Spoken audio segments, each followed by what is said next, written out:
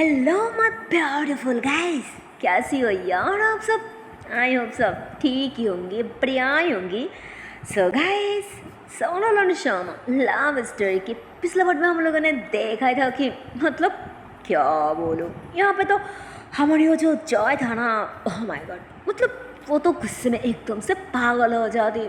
फिर उसके बाद वो तो एक धमाकेदार प्लान सजाने लग जाती। बट आई डोंट नो वो अब कौन से प्लान सजाई जा रही थी ना सुनल की पापा को और ज़्यादा हर्ट करने के लिए, उन्हें बुरी तरह से तकलीफ पहुंचाने के लिए। ओह माय गॉड, उसकी दिमाग तो अब काम ही नहीं कर रहा था। वो गुस्से में वहाँ से निकाल जाती ड्राइव करते हुए, और वो अच्छा खासा वाकई वो धमाकेदार एक प्लान सजा ली थी। और इधर इधर तो मतलब वो सोनल, श्यामा और उसके पापा, ये तीनों के तीनों भी अस्से से ऐसे ही हंसी मजाक करते हुए खाना खा रही थी। और इसी वक्त ऑफिस से मैनेजर का कॉल आ जाती, जिस पे उन्होंने इन दोनों को इमरजेंसी ऑफिस बुला ली थी। ये दोनों भी थोड़ा शॉक्ड हो जाती। उसके पापा तो बहुत ज़्यादा घबरा जाती, बट श्यामा ज़्यादा घबराती नहीं। फिर दोनों के दोनों निकाल जाते ना कि ऐसा भी हो क्या गया जो मैनेजर ने इतनी इमरजेंसी बुलाया। फिर ये दोनों ऐसे सोचते हुए निकाल जाती, और इधर सोनल वो भी थोड़ा परेशान होती। और फिर वो ऐसे ही सोचती कि कोई ना, जो भी बुरा होना था वो तो हो ही गया, अब और क्या ही होना है। बट उसे क्या पता था भाई कि अब क्या होना है। अब जो होना है ना, ओह माय गॉड, क्या बोलूँ, वो तो बहुत बुरा होने वाला है। मतलब उसके पापा को तो अब एकदम से भिखारी बनने के लिए हमारी जॉय ने तुला हुआ है। बट सोनल को ये सब थोड़ी पता था। उसे तो कुछ भी नहीं पता था क्या आखिर ये सब कर क्या रहा है, कौन है वो जो जो इस तरह से हमारे पीछे पड़ा है, मेरे पापा को इतनी हार्ट कर रहा है, इतनी तकलीफ पहुंचा रहा है, हमारी बिजनेस, हमारी प्रॉपर्टी सब कुछ छीन। अगर वो इंसान है कौन, क्या किया हमने उनकी, हमने हमने बिगड़ा क्या, और अगर हमने कुछ किया भी है फिर भी हमारे सामने क्यों नहीं आ रहा है। तो इधर तो सोनल काफ़ी कुछ सोच रही होती है, और उसे भी थोड़ा डर लग रहा था क्योंकि उसके पापा के साथ इतना कुछ हो रहा था। तो उसे तो डर बनते हैं ना, तो डरी होती है। और ऐसे ही ना वो हाथ में फ़ोन लेके ऐसे ही इधर उधर टहल रही होती है। मतलब वो घबरा रही होती है कि कब शमा की कॉल आएगी, कब बताएगी कि अगर वहाँ क्या है, ऑफिस में प्रॉब्लम क्या है। तो ऐसे ही सोच रही होती है। और इधर फाइनली शमा और सुनल के पापा ऑफिस आ जाती। और ऑफिस आते तो भैया लो क्या बोलो, वहाँ पे तो इतना सारा प्लेस, इतनी सारी आदमियों, मतलब वहाँ पे काफ़ी सारे लोग वगैरह आए थे। और सिर्फ वही नहीं यार, जो भी लोग नहीं आए था ना, उन लोगों ने तो ऐसे ही ना लेटर भेजी थी, मतलब पैसा लेने के लिए। और यहाँ पे जो भी लोग आए थे ना, वो सब की सब वैसे ही उन लोगों से सुनल के पापा ने पैसा उधार लिया था ना, और इसीलिए वो लोग यहाँ पे आए थे। क्योंकि अब सबको पता चल चुकी थी कि बिजनेस के लिए तो हमने उन्हें मदद किया था, बट अब तो उनकी सारी मतलब प्रॉपर्टी वगैरह, बिजनेस वगैरह, पैसा वगैरह सब कुछ डूब चुकी है ना। फिर अब अभी अगर नहीं उन्हें पकड़ा, फिर उन्होंने इतने सारे पैसा हमें लौटाएगी तो कैसे लौटाएगी। अब तो उनके पास कुछ भी नहीं है, बस छोटी सी ऑफिस और उस घर, सिर्फ यही, और घूमने फिरने के लिए एक छोटी सी पुराना सा घड़ी, और कुछ भी नहीं है। और इसीलिए वो लोग पुलिस की मदद ले चुकी थी, जिस पे ये सब देख के तो भाई अब सुनल के पापा की हालत वो तो बहुत ज़्यादा बिगाड़ने लग जाती, खराब होने लग जाती। उन्हें पसीना आ रही होती है, उन्होंने गिरने वाली होती है। तो इतने में शमा उन्हें पकड़ लेती कि अंकल क्या क्या हुआ, प्लीज़ आप इधर बैठ जाइए ना, इधर बैठिए। तो शमा उन्हें बैठाने की कोशिश करती। तो कुछ लोग आती है ना आगे की तरफ उनसे बात करने के लिए। तो शमा को गुस्सा आ जाती, वो उन लोगों के साथ गुस्से में बात करती, क्यों आप लोगों को हो क्या गया, हाँ क्यों यहाँ पे पुलिस लेके आई है, हमने किसी को कहा क्या कि हमने किसी की पैसा नहीं लौटाएंगे। ऑफ कोर्स हम सबकी पैसा लौटा देंगे, प्लीज़ आप लोग सब कुछ जानती है ना, फिर भी आप लोग ऐसे करिए। ऐसे कोई इंसान दूसरे इंसान के साथ कैसे कर सकती है। हाँ अब सबकी सब जानती है इनकी हालत, इनकी सिचुएशन अब कैसी है। अब सबकी सब इतनी सालों से इनके साथ बिजनेस कर रहे हैं, फिर भी आप लोगों को थोड़ा सा विश्वास नहीं है, थोड़ा सा भरोसा नहीं है अंदर। कैसे आदमी हो आप, कैसे इंसान हो आप लोग? हाँ प्लीज़ मेरी बात मानिए। अब सबकी सबसे मैं माफ़ी मांगती हूँ, फॉर ये भी कह रही हूँ प्लीज़ हमें थोड़ा सा मोहलत दे दीजिए, हमें थोड़ा सा टाइम दे दीजिए, हम सबके पैसा एक एक करके लौटा देंगे प्लीज़। और फिर एक पुलिस तो इतने में ही वहाँ पे एक ऑफिसर आ जाती है ना, तो उन्होंने भी शमा की सिचुएशन को समझती और उनकी हालत के बारे में भी सोचती। और फिर अब उस ऑफिसर खुद ही शमा के पास जाती, तो पता नहीं क्यों उस ऑफिसर शमा की बात सुन के शायद उन्हें कुछ समझ आ जाती कि शायद ये लोग बहुत बड़ा मुसीबत में है और ये तो ऐसे कोई बिजनेस के साथ कभी नहीं करता। तो वो पुलिस ऑफिसर ने शमा की साइड ले लेती और उन सबको अच्छे से समझाती कि देखिए मैं आप लोगों की बात भी समझती हूँ, आप लोगों की सिचुएशन भी समझती हूँ, और इनकी भी हालत भी तो हमें देखना पड़ेगा ना, क्योंकि हम सब की सब इंसान हूँ, कोई जानवर नहीं हो जो ऐसे इस तरह से किसी को मुसीबत में देख के भी हम अनदेखा करके चले जाओ। ऐसा ऐसा ऐसा थोड़ी होती है। अरे जब हम इंसान हो तो फिर तो हमारी फर्ज बनती है ना दूसरों की मुसीबत वक्त पे उन्हें हेल्प करना, उन्हें मदद करना। और जबकि अब सबकी सभी ने अच्छे से जानती है, अच्छे से पहचानती है कि ये आदमी कैसी है। फिर प्लीज़ मैं भी हम सबको रिक्वेस्ट कर रही हूँ, इसे थोड़ा सा मोहलत दे दीजिए, थोड़ा सा टाइम दे दीजिए, फिर देखना आप लोगों की पैसा इन लोग सब लौटा देगी। प्लीज़ थोड़ा सा भरोसा रखिए। और फिर भी आप लोगों को इनके खिलाफ केस करनी है, हम बाद में देख लूँगी पक्का। तो वहाँ पे कुछ लोग मान जाते हैं और कुछ लोग तो ना भी कर देती। तो अब सबको क्षमा से समझाती कि प्लीज़ मैं वादा करती हूँ, अब सबकी सब मुझे जानती है ना, और शायद मेरे पापा को भी अब सब जानती है कि मैं किसकी बेटी हूँ, मैं किसकी औलाद हूँ। तो उनमें से 2 आदमी ऐसे कह देती कि हाँ जानती हूँ, तुम्हारी पापा भी इस शहर के बहुत बड़ा बिजनेसमैन है, पर बेटा हम उनकी तरह इतना बड़ा बिजनेसमैन नहीं हूँ, हम तो ऐसे ही छोटी मोटी धंधा, छोटी मोटी बिजनेस करके ज़िंदगी गुजारा करती हूँ, इसलिए हमारे पास इतनी ज़्यादा पैसा नहीं है तुम्हारे पापा की तरह, इसलिए पैसा तो हमें चाहिए ही ना बेटा।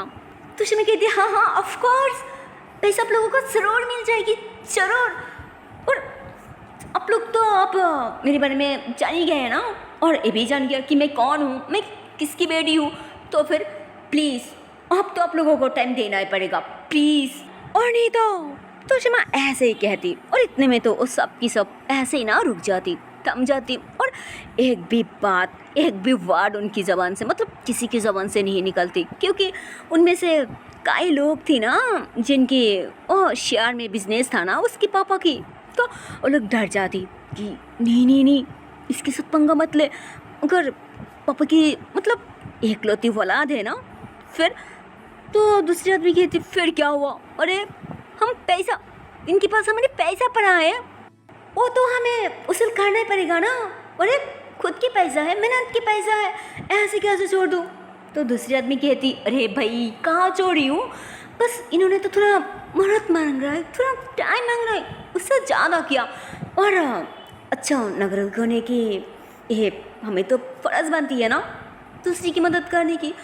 तो अब ऐसे ही सबकी सब बात करते हुए अब सबकी सब धीरे धीरे मान जाती कि हाँ, और अगर फिर इसकी पापा से कंप्लेन कर दे, कुछ हमारे बारे में उल्टा सीधा कह दे, उल्टा सीधा बोल दे, फिर उसकी पापा हमारे साथ कुछ बुरा कर दिया, हमारी शेयर नहीं दिया, तो नहीं जी यार मान जाना, क्या फ़र्क पड़ती है, कुछ दिनों की बात ही है ना, पैसा मिल जाएगी, टाइम ले रही है ना।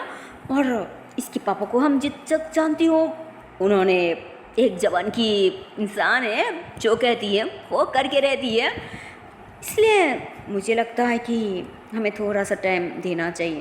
तो सबकी सब ऐसे ही हमें सारे लाती कि हाँ ठीक है, पर ज़्यादा नहीं, हम सिर्फ तुम लोगों को 1 महीने की मोहलत दूंगी, और 1 महीने के अंदर ही अंदर हम सबकी पैसा लौटाना पड़ेगा, और नहीं तो हमसे बुरा कोई नहीं होगा। तो अब शमा सबके सामने आके ऐसे ना हाथ झुका ली थी कि थैंक यू सो मच। अब सभी को बहुत बहुत शुक्रिया हमारी सिचुएशन को समझने के लिए, हम पे ट्रस्ट करने के लिए, थैंक यू सो मच। तो वो लोग कहती हाँ ठीक है। तो लोग ऐसे कह के वहाँ से निकालने वाली होती। इधर वो सारी पुलिस वगैरह भी आई थी, वो लोग भी ऐसे ही सुनील के पापा से और शमा के साथ बात करके वहाँ से निकाल जाती। तो इतने में ही वहाँ पे मैनेजर आ जाती कि थैंक गॉड कि सब की सब निकल गई। पर फिर लोग तो जो तो कुछ किया ही नहीं और नहीं कुछ रिएक्ट किया, पर जिससे अब वो 25 करके उधार लिया था वो लोग कोई भी नहीं आई। वो लोग तो सिर्फ लेटर भेजा, वो लोग तो काल आने को कहा था, वो लोग काल आ जाएगी, पर अब काल क्या कहेंगे।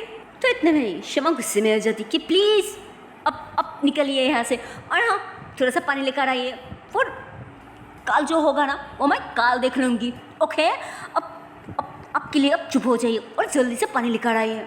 जिसमें उस मैनेजर तो उसकी तरफ हैरान होके देखने लग जाती। तो कहती देख क्या रही है, कहा ना जल्दी। तो मैनेजर ने भाग जाती और पानी लेने के लिए। और इधर सुनील के पापा की हालत, ओह माय गॉड, वो क्या बोलो यार, वाकई ये बहुत बड़ा चोट है यार, ये बहुत बड़ा घाव है।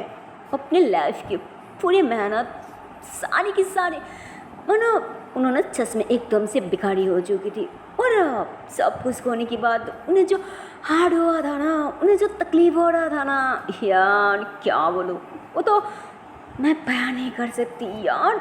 उन्होंने अपनी सीने पकड़ के ऐसे ही बैठ जाती और सिर्फ उनकी ज़बान से एक ही बात आ रही थी कि अभी के लिए तो सब संभल गई, पर कल मैं उन तीनों को क्या जवाब दूँ, क्या। तो उन्होंने ऐसे बोल के अपने सीने को पकड़ के ऐसे ही ना बैठ जाते, मानो उनको सीने पे बहुत ज़्यादा दर्द हो रहा था, बहुत ज़्यादा हार्ड हो रहा था। इधर जल्दी में शमा उन्हें पानी पिलाती कि अंकल प्लीज़, अब क्यों इतनी टेंशन ले रही है, मैं हूँ ना, प्लीज़ अब रिलैक्स हो जाइए प्लीज़। तो यार उन्होंने क्या रिलैक्स होती, क्या शांत होती, उनके दिमाग से तो, उनके मन से तो ये बात कही जा रही थी, उन्होंने कैसे ही बोल सकती यार। तो मैनेजर भी उन्हें थोड़ा सा शांत करती कि यस सर, जिस तरह से मैम ने और सबको संभालिया, ऑफ कोर्स एक कल भी संभालेगी ना, प्लीज़ अब शांत हो जाइए। अरे अब आपकी बेटी के बारे में तो सोचिए प्लीज़, उसके बारे में सोच के तो अब थोड़ा शांत हो जाए ना, प्लीज़ रिलैक्स हो जाइए। तो ऐसे बोल के अब दोनों के दोनों उन्हें फिर से बैठा दी, पानी पिला दी और फिर उन्हें रिलैक्स कराने की कोशिश करती। पर पानी पीने की बात तो उन्होंने फिर से खड़ी हो जाती, उन्हें फिर से टेंशन होने लग जाती। अब मैं क्या करूँ, मुझे कुछ समझ ही नहीं आ रहा है। कल मैं उन लोगों के सामने आओ तो आओ कैसे मैं नजर मिलाऊं, कैसे मैं बात करूँ, मुझसे नहीं होगा। तो इतने में मैं कहती अंकल प्लीज़, मैं कह रही हूँ ना, मैं सब संभालूंगी। तो उन्होंने कहती तुम कितनी संभालोगे, हाँ और तो तुम एक काम करो, तुम घर चले जाओ। तो शिमी कह रही हाँ क्या कह रही है अंकल, मैं आपको ऐसे छोड़ के कैसे घर जा सकती हूँ, वैसे भी मुझे घर नहीं जाना, मुझे आपके साथ आपके घर में जानी है, चलिए। तो सुनील के पापा कहती नहीं, तो तुम्हें मेरे घर जाने की ज़रूरत नहीं है, और कोई ना अगर तुम्हें जाना है तो तुम मेरे पहले चले जाओ, मेरा कुछ काम है, मैं थोड़ी देर में आ जाऊँगी, तुम चले जाओ। ऐसे सुनील भी घर पे अकेली है ना, तुम निकाल जाओ मुझसे पहले। तो वो कहती पर सुनील गुस्सा हो जाएगी अगर उसे पता चले कि मैं आपको अकेली छोड़ दिया, नहीं अब मेरी शादी चलिए। तो उन्होंने कहती बेटा प्लीज़ समझा करो, प्लीज़ तुम चले जाओ, हाँ प्लीज़। तो शमा जाना तो नहीं चाह रही थी, पर सुनील के पापा ने रिक्वेस्ट करके उसे ज़बरदस्ती वहाँ से भेज दी थी। और वो भी और क्या ही करती, वो भी उसके पापा की सिचुएशन को समझती और उसे भी ऐसे लगती कि उन्हें थोड़ी देर अकेली रहना चाहिए। तो जब मैं ऐसे सोचती और फिर वो अकेले निकल जाती सोनल के पापा को ऑफिस में से उड़ के। उसके बाद सोनल के पापा वैसे ही काफ़ी देर तक ऑफिस में अकेली बैठे रहती है ना, ऐसे सार पकड़ के सबकी सब वहाँ से निकल जाती, पर उन्होंने नहीं जा रही थी। उनके दिमाग में काफ़ी ज़्यादा टेंशन आ रही थी, उन्हें डर भी लग रही थी कि पता नहीं अब मेरे साथ क्या होनी है और मेरी बेटी के साथ भी। तो उन्होंने काफ़ी कुछ सोचने के बाद वैसे ही मतलब सूट वूट निकाल के ऐसे ही सिर्फ एक शर्ट पहन के ऑफिस से निकल जाती। और अब तो क्या बोलो यार, उन्हें देख के उन्हें से क्या बोलूँ, सच में वाकई। फिर रास्ते की आदमी है, इनकी ना कोई गाड़ है ना कोई बिजनेस है ना, मतलब उनकी कुछ भी नहीं है। उन्होंने सिर्फ एक नॉर्मल सा इंसान है, जैसे वो रास्ते के जो गरीब लोग वगैरह होती है ना, बिल्कुल ऐसे ही लग रहा था। ऐसे ही उनकी बाल वगैरह भी बिखरा हुआ था, उनकी पूरी फेस पे पसीना आ रहा था। और तो शायद उनको ना बहुत ज़्यादा गर्मी भी फील होने लग जाती, इसलिए तो उन्होंने शर्ट के ऊपर की तो बटन भी वैसे खोल रखा था। और फिर ऐसे ही ना एक सादा सीधा इंसान की तरह पैदल चल के उन्होंने घर की तरफ वैसे ही चलना स्टार्ट कर दी थी। और भाई साहब मतलब क्या बोलूं, इधर ये सीन देख के तो है अब हमारी जो है, ओह माय गॉड, उसके दिल में मन में तो अब कुछ ज़्यादा ही सुकून आ रहा था, कुछ ज़्यादा ही चैन आ रहा था। वो बहुत ज़्यादा खुश हो जाती, वो हंसने लग जाती और हंसते हुए ना ऐसे ही अपने हाथ में जो सिगरेट था ना वो जोर जोर से पीते हुए वो जो सिगरेट का धुआं होती है ना वो ऊपर की तरफ फेंक दी थी कि अब आ रहा है ना सुकून का चैन। बहुत मज़ा आ रहा है सरपंच साहब, बहुत मज़ा आ रहा है आपको ऐसी हालत में देख के। अरे अब सोचिए, अब आसपास अच्छे से देखिए ना, अरे देखिए देखिए, आपको कोई नहीं पहचानेगी कि आप कौन हो, या फिर इससे पहले अब कौन थी क्या थी। अरे आपको तो देख के लग रहा है एक भिखारी हो, भिखारी। जैसे उससे 20 साल पहले बिल्कुल मैं ही थी, पर अब तो मैं इस शहर की सांप हूँ। सबकी सब मुझे भैया जी बुलाती है, डरती है मुझसे, और बात करने से पहले ना 1000 बार सोचती है, अरे कहाँ फुरती है। और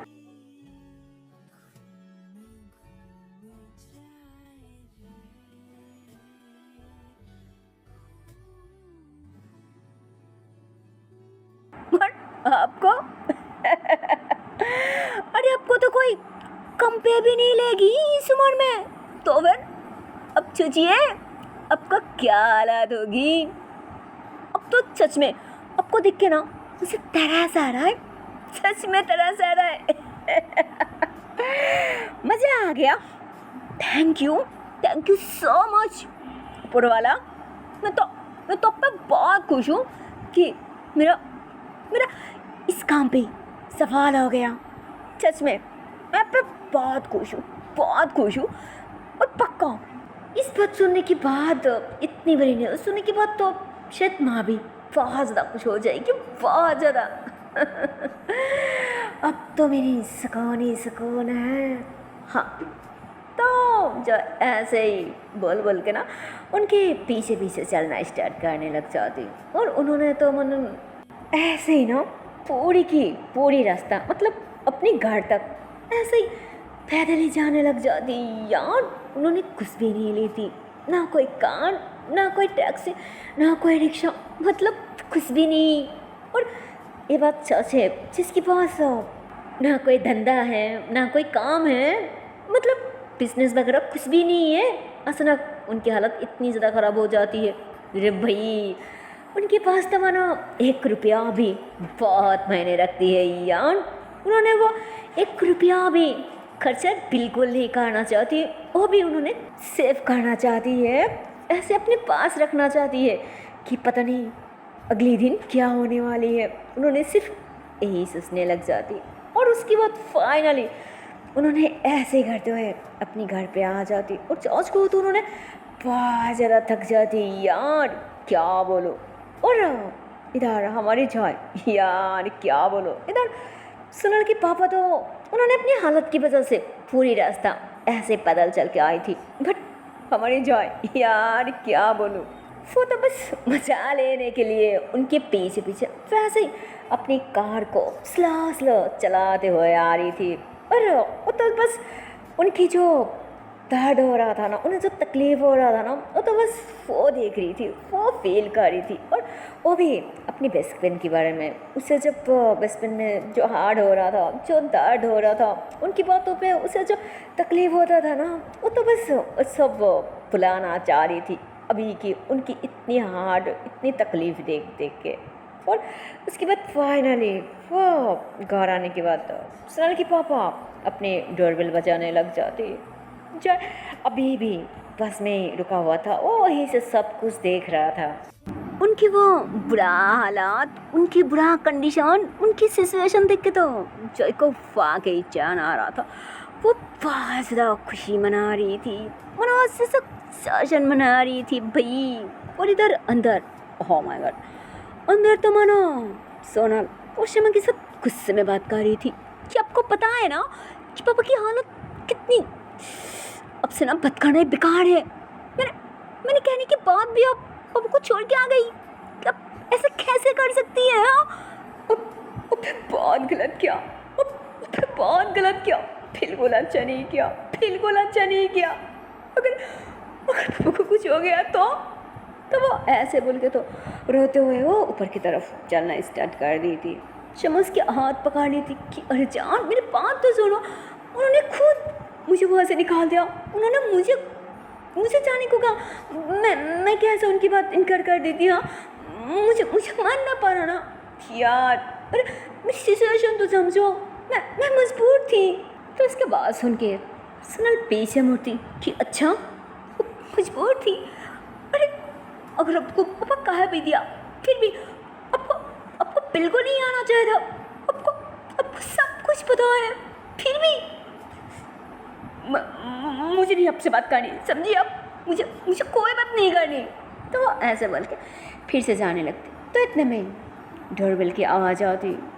तो मैं कहती अरे रुको, वो देखो लगता है अंकल आ गया। तो कहती क्या? तो कहते हाँ रुको मैं देखती हूँ। तो ऐसे बोल के ना, मतलब शमा ऐसे बोल के ना भाग के जाकर डोर ओपन करती। तो सच में वहाँ पे ऐसे ही ना दीवार पकड़ के उसकी पापा, मतलब सुनल के पापा खड़ा हुआ था। तो सुनल तो बहुत ज़्यादा खुश हो जाती है ना उसके पापा को देख के। तो अब भाग के आके उसके पापा को हक कर लेती कि पापा ठीक तो है ना, अब कहाँ चले गए थे और निकली क्यों आई? यहाँ उसे पेश क्यों दिया? मम्मा आपको पता है ना कि मैं कितनी ज़्यादा घबरा गई थी। तो उसके पापा मुस्कुराते कि अरे मैं बिल्कुल ठीक हूँ, मुझे कुछ नहीं हुआ। तो ऐसे बोल के ना सुनल को थोड़ा सा दूर करती कि मैं ठीक हूँ, और चाच को तो बेटा मैं बहुत ज़्यादा टायर्ड हूँ, मुझे थोड़ी देर अकेले रहना है, प्लीज़ मुझे कोई भी डिस्टर्ब नहीं करना, और खाने में भी मुझे कुछ नहीं चाहिए। मैं बाहर से थोड़ा खा के आई हूँ ना, इसलिए मुझे कुछ नहीं चाहिए, मुझे बस रेस्ट करनी है। ओके आती हूँ। तो उन्होंने ऐसे बोल के ना सुनल के सर पे हाथ रखती और फिर थोड़ा सा ना ऐसे ही फेक स्मेल करती ताकि उसे कोई टेंशन ना हो, उसे कोई परेशानी ना हो, वो अपने पापा के बारे में कुछ बुरा मत सोचे। और उसके बाद उन्होंने सीधा ऊपर अपने रूम की तरफ चले जाती। तो इतने में शमा उन्हें रुकने वाली होती, उनसे बात करने वाली होती, पर सोनल वो तो उसके हाथ पकड़ ली थी कि यार पागल हो क्या, कर क्या रही हो? पापा बोला ना कि डिस्टर्ब नहीं करना, तो फिर उन्हें शायद अकेले रहना है। तो शमा कहती हाँ, अब खुद के पापा ने कहा इसलिए उनकी बात मान गई, पर कब से जो तुम मुझे रटी जा रही थी, उस पर गुस्सा कर रही थी। मुझे भी तो ऐसा ही लगा था कि उन्हें शायद थोड़ी देर अकेले रहना चाहिए, इसलिए मैं उन्हें छोड़ के आई थी। पर तुमने मेरी बात कहाँ ही सुना, कितनी बुरा वाला सुना दिया। क्या बोलूँ। तो सुन के थी पापा सॉरी ना, प्लीज़ मुझसे गलती हो गया, प्लीज़ तो कहती क्या सॉरी, मुझे सॉरी की करने की कोई ज़रूरत नहीं है, मुझे नहीं बात करनी। तो सोनल कहती अरे बाबा क्या नहीं बात करनी प्लीज़। तो सोनल ऐसे बोल के और तो जब का प्लीज ऐसे ना पैदा कर लेते टाइटली कि मेरा सुकून। अच्छा ना बाबा सॉरी प्लीज़। अरे अभी भी गुस्सा हो, देखो मैंने कितनी ज़्यादा किस्तें थी फिर भी नॉट फेयर यार। इतनी ज़्यादा किस्त मिलने के बाद भी कौन इतने गुस्सा करती है। प्लीज़ ना ये इधर तो घूमो, इधर देखो, इधर देखो, इधर देखो। तो क्या बोलूँ, तो ऐसे बोलकर उसकी सिक्स पे भी प्यार से एक किस कर दी थी। तो वो फिर भी ऐसे दूसरी तरफ फिक्स कर लेती कि लगता है मैं कोई छोटी बच्ची हूँ। अरे मैं कोई बच्ची नहीं हूँ जो इधर उधर किस करूँगी। अरे मैं मचोर हूँ और इसके होने वाले फिर इधर उधर क्या, अगर कहीं देना है तो सीधा यहाँ मिलना चाहिए ना। अही बड़ी। तो ऐसे बोल के ना अपने लिप्स की तरफ ऐसे इशारा करती। तो सोनल उससे बहुत प्यार से अपनी तरफ घुमाती कि अच्छा तो मेरे बेबी को यहाँ पे किस चाहिए। अरे मेरी जान कोई ना, रुको यहाँ पे भी दे देती हूँ। चलो इधर तो तो सोनल ऐसे बोल कर ना शमा को बहुत प्यार से अपनी तरफ घुमाती और उसकी तरफ देखते हुए मतलब उसकी आंखों में आंखें डाल के बहुत प्यार से करीब आती और ऐसे ना उसके लिप्स पे सॉफ्टली सॉफ्टली किस करने लग जाती। और अब हमारी श्यामा हो भी उसे किस करने लग जाती। तो सुन के तेरी कर क्यों नहीं चोरो, मुझे करना था आपको नहीं। तो कहती अरे तुम करो या मैं करूँ, बात तो एक ही है ना मेरी जान। तो ऐसे बोल के आसपास देखती और फिर उसके लिप्स पे ऐसे किस कर दो ना फटक से इसे अपने बाह में उठा के सीधा दोनों के रूम की तरफ चलना स्टार्ट कर देती। सोनल तो मना कर रही थी बट वो कहाँ ही सुनती। वो तो उसे किस कर दो सीधा अपनी रूम की तरफ चले जाती क्योंकि शमा नहीं चाह रही थी कि ऑफिस में क्या हुआ है और आगे भी क्या होना है सोनल को इन सब चीज़ों के बारे में पता चले। और तो सोनल भी तो पूरी की पूरी बेखबर था, मतलब उसे पहले की सारी पता था बट अब ओह माय गॉड अब तो कुछ ज़्यादा ही प्रॉब्लम होने को आ रही थी यार। लेकिन जांच कहाँ था, सोनल जानना तो चाह रही थी कि आखिर ऑफिस में वहाँ क्या है। बट रूम में आने के बाद दोनों के दोनों थोड़ा इतनी मदहोश हो जाती, इतनी बिजी हो जाती, एक दूसरे में इतनी मकान हो जाती है ना। ओह गॉड क्या बोलूं, जिस पे उन्होंने सोनल और कुछ भी पूछने की कोई मौका ही नहीं पाती, कोई चांस ही नहीं पाती। और नहीं हमारी श्यामा वो उसे कोई मौका दे रही थी, कोई चांस दे रही थी क्योंकि वो भी तो यही चाह रही थी ना कि तक उसे कुछ पता ना चले फिर वो बस मुझ पर ही मगन रहे। वो भी यही चाह रही थी और इसलिए तो ना वो अपने प्यार में सोनल को पूरी तरह से फंसा ली थी, पूरी तरह से पागल कर दी थी। इधर सोनल भी उसके प्यार में मदहोश हो जाती, पागल हो जाती। फिर उसके बाद ये दोनों की दोनों मस्ती करते हुए, रोमांस करते हुए, शरारती करती है, एक दूसरे की बाहों में लपेट जाती, एक दूसरे की पास ज़्यादा करीब आ जाती और फिर फाइनली ये दोनों की दोनों वैसे सो जाती। और इधर सोनल की पापा ओह माय गॉड उन्हें तो बिल्कुल नहीं नींद आ रही थी यार। उन्होंने तो टेंशन के मारे पागल हो रही थी भाई, उनके दिमाग कोई काम ही नहीं कर रहा था, उन्हें पसीना आ रहा था, उन्हें बहुत ज़्यादा घबराहट हो रहा था कि अब क्या होगा। आखिर वो लोग कल आते ही हमें घर से निकाल दिया, फिर हम कहाँ जाओगे मेरी बेटी को लेके। इसी मुसीबत में कौन मेरा साथ देगी, कौन मुझे हेल्प करेगी, मैं कहाँ जाऊँ, मैं क्या करूँ। और तो मैं मेरी गुंदों सा चेहरा मेरी बेटी को मैं कैसे दिखाऊँ, ऐसे नजरा कैसे मिलाऊंगी? ये ऊपर वाला, एक आप ही हो जो जो कुछ चमत्कार कर सकती हो, जो मेरी मदद कर सकती हो। प्लीज़ कुछ तो मदद कर दो, कोई तो रास्ता दिखा दो, प्लीज़ प्लीज़ प्लीज़। तो क्या बोलो यार, उन्होंने तो आप ऐसे चेयर पे बैठे बैठे ऊपर वाला से हेल्प मांगने लग जाती, ऊपर वाला से मदद मांगने लग जाती, क्योंकि अपने फ्रेंड्स वगैरह, अपने रिश्तेदार वालों ने मतलब आगे से तो कोई एक भी मदद, कोई भी हेल्प नहीं कर रहा था, इसलिए उनकी आंखों पे अब कोई रास्ता ही नहीं दिखाई दे रहा था एक ऊपर वाला से भाई, इसलिए अब उनसे ही मदद मांगने लग जाती और वैसे ही ना रोते रोते वहीं पे सो जाती।